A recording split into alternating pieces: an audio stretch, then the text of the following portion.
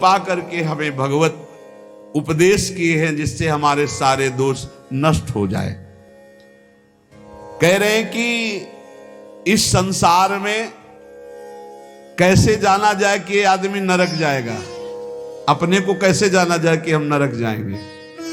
बोले विश्वासघातिनो ये च कृतज्ञाव्रत लोपिनः द्विज देवेषु विद्विष्टा शांतयन्ते धराम नराः।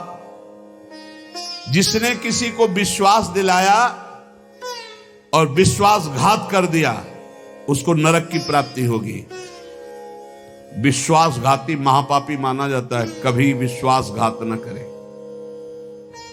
कोई शरण में आ जाए या किसी को वचन दे दे या किसी को विश्वास दे दे, फिर विश्वासघात करे, उसको नरक की प्राप्ति होती है। दूसरा, कृतज्ञ, तुम्हारे साथ उपकार किया, तुमने उपकार नहीं माना, उसका अमंगल किया, नरक की प्राप्ति होगी। तीसरा, आज से मैं ये करूंगा ऐसा व्रत लिया और व्रत तोड़ दिया बीच में, उसको नरक की प्राप्ति होगी। ये खिलवाड़ नहीं है कि मैं ये व्रत लूंगा, ये ऐसा करूंगा, मैं ऐसा धाम जाऊंगा, ये इतने लोगों को भोजन कराऊंगा। ये कई लोग ऐसे होते हैं जो बड़ी बड़ी बातें कह देते हैं, उनको पता नहीं कि ये खिलवाड़ नहीं है। ऐसा कर दूंगा, ऐसा कर दूंगा, ऐसा कर दूंगा, और किया कुछ नहीं, वो पहुंच गए नरक। व्रत का उल्लंघन करने वाले, प्रतिज्ञा का उल्लंघन करने वाले, नियम का उल्लंघन करने वाले नरक को प्राप्त होते हैं। मैं इतनी परिक्रमा करूंगा, मैं ऐसा करूं, कुछ भी नहीं। कोई नियम को ऐसे मत लो कि मैं ये करूंगा। ए प्रभु की इच्छा होगी, समय रहा, जीवन रहा तो हो जाएगा, नहीं रहा, सामय के मर गए तो। ये बात ध्यान रखिए। आगे चलकर मैं सन्यास लूंगा, विरक्त होके वृंदावन वास करो, नरक जाओगे अगर नहीं विरक्त हुए तो। मैं इतना यहां मंदिर बनवा दूंगा, नहीं बनवाया नरक जाओगे। वचन संभाल के बोलो, आज से मैं कुछ दिन व्रत रहूंगा। बकवास करना बंद कर दे तो जीवन उन्नति में हो जाता है।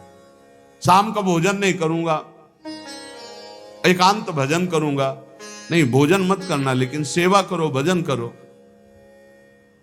समझेंगे, वाणी को ऐसे बिखेरते चले जाते हैं। व्रत का उल्लंघन करने वाला नारकी गति को प्राप्त होता है। संतों से द्वेष करने वाला, गुरु से द्वेष करने वाला, ये नरक को प्राप्त होते हैं। और ध्यान से सुनो, जो माता पिता को दंडित करता है, गाली देता है, अपमान करता है, उसे सीधे नरक की प्राप्ति होती है। बिल्कुल पक्का समझ लो। माता पिता भगवान का स्वरूप है। मातृदेवो भव, पितृदेवो भव।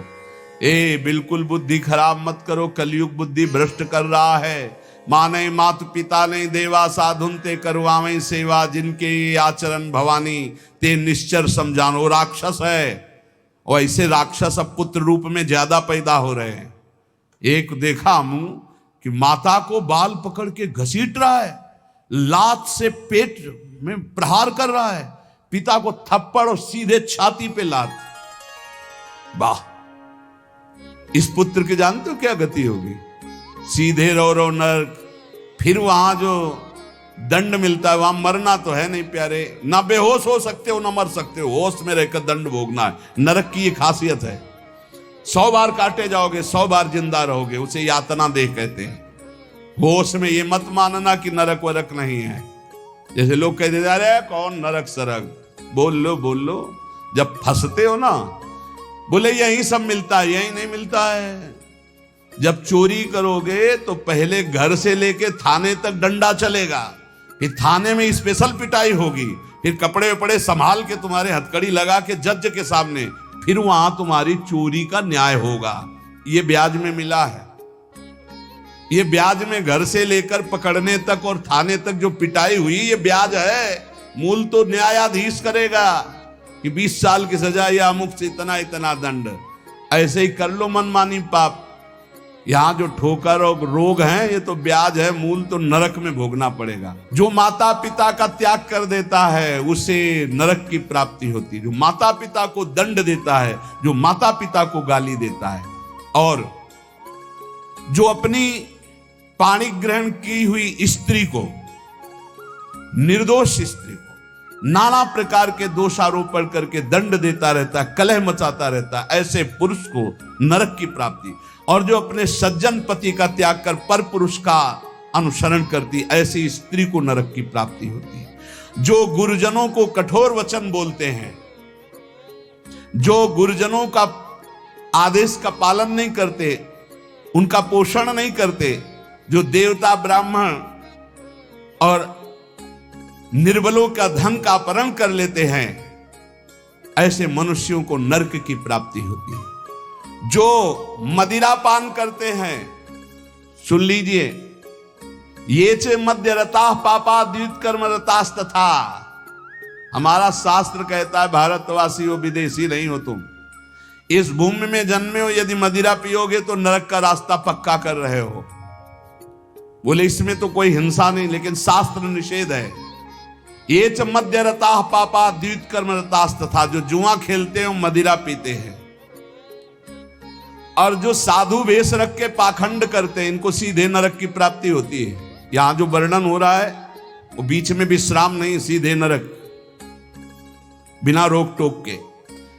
जो माता पिता को दंड देते हैं, जो निर्बलों का धन अपहरण करते हैं, जो देवताओं का धन अपहरण करते, देव मंदिरों का, जो पापी मदिरा पीता है, जुआ खेलता है, जो पाखंड करता है साधु वेश में, इन सब को नरक की प्राप्ति होती है। ऐसा थोड़ी कि तुम साधु वेश रख लिए तो तुम चक्रवर्ती हो, जो चाहो सो कर सको, नहीं। देखो, अगर साधु वेश धरकर गलती हो जाए तो भगवान क्षमा करते, चूक, लेकिन पाखंड का मतलब जानबूझ के वही करते रहना, महापात की, अतिपात की, इन सबको। और जो दूसरे जीव जंतुओं को पका के खाते हैं, जो जीवों को पका के, ये भारत है, भारत धर्मात्माओं का देश है, महात्माओं का देश है, यति और सतियों का देश है। यहां एक कबूतर के लिए अपने शरीर को काट के तराजू पे रख दिया, ये वो राजाओं का देश है, वो प्रजा का देश है जो शरणागतों के लिए जीवन अर्पित कर दे।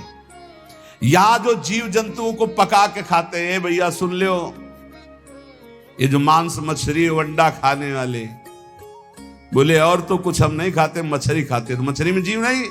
बोले नहीं, पानी की तरोई है। हाँ हाँ, हमसे बोले एक तरोई जो होती है वो जमीन में छेलती है, ये पानी की तरोई है मछली। हाँ, पानी की तरोई है वो।